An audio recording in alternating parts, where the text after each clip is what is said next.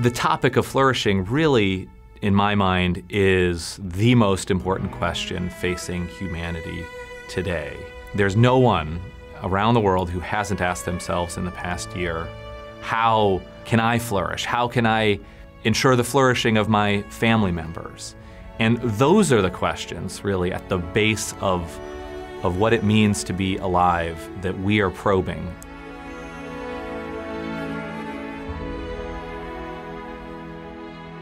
What we've tried to do is to attempt to identify those aspects of flourishing or well-being that seem to be common across traditions.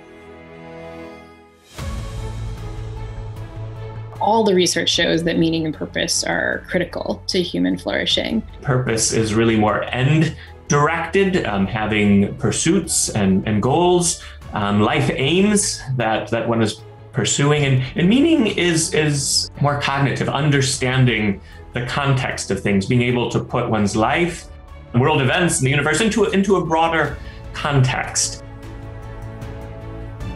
Aristotle used the word character to describe a life well lived, a life that's good for you and good for other people. That means our humility, that means our gratitude, our ability to empathize with each other. It also means our imagination and creativity, our curiosity. They say that we're not human beings having a spiritual experience, we're spiritual beings having a human experience. It does not translate into a belief in God, but something that will take us to 40,000 feet, that will give us the perspective of the cosmos, whether it's traditionally religious or more spiritual or simply philosophical, as long as it's really expressed in wisdom and practiced, will give us that benefit. Happy people spend more of their time with friends and family members. They prioritize time with friends and family members. They're just physically around other people more often. People often say listening is a key component of happiness.